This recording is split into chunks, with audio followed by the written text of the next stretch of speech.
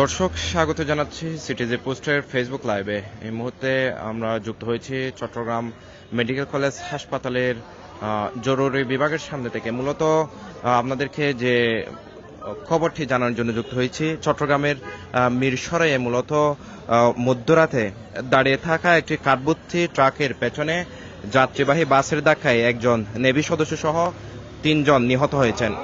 এই ঘটনায় অন্তত 10 জন যাত্রী আহত হয়েছেন বলে আমরা বিভিন্ন হাসপাতাল এবং স্থানীয় প্রশাসন সূত্রে জানতে পেরেছি।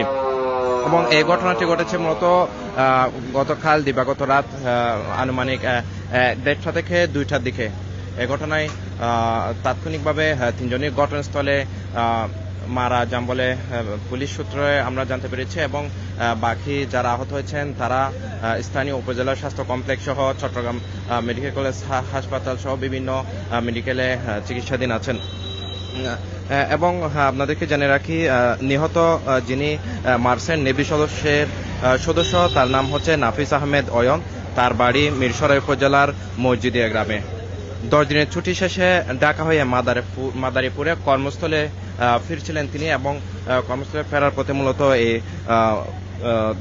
ঘটনাটি ঘটে। এবং নিহত অন্য 2 জন হলেন চট্টগ্রাম নগরীর ছাদগাঁও থানাধীন রিয়াজউদ্দিন সড়কের আলী কন্ট্রাক্টরের বাড়ির মোহাম্মদ রিয়াজউদ্দিন, মোহাম্মদ হেলালের মেয়ে সাবিতুন নাহার এবং গাইবান্ধা জেলার ফুলখড়ি থানার নয়া ব্যাপারী ছেলে মিন্টু মিয়া।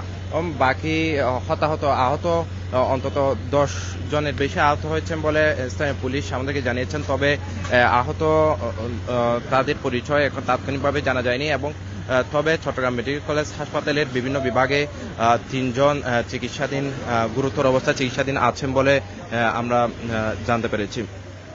গতকাল রাত আনুমানিক 2টার দিকে মূলত ঢাকা চট্টগ্রাম মহাসড়কের বাড়িয়ারহাট ধুমঘাট ফরেস্ট অফিসের সামনে ঢাকামুখী লেনে এই মর্মান্তিক দুর্ঘটনা ঘটে। এবং দুর্ঘটনার পরপরই কিন্তু বাসের চালক এবং হেল্পার তারা পলাতক আছেন বলে পুলিশ আমাদেরকে জানিয়েছেন।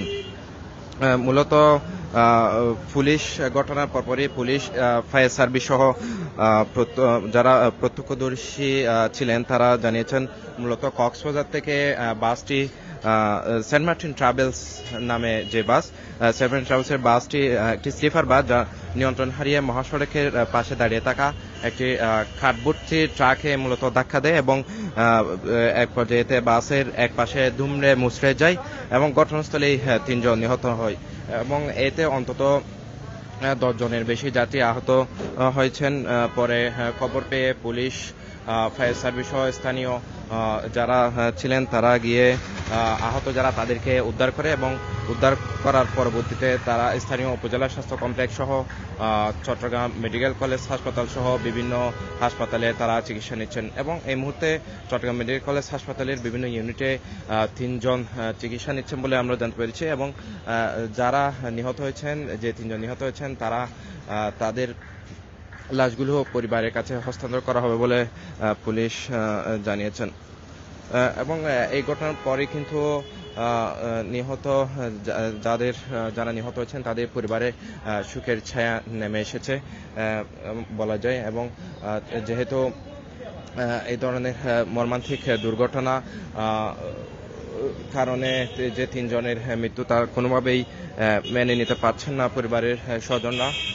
চট্টগ্রাম মেডিকেল কলেজ হাসপাতালেও আমরা দেখেছি যারা আহত হয়েছেন তাদের যে স্বজনরা রয়েছেন তারা আহাজারি করছেন এবং তারা আসলে খুবই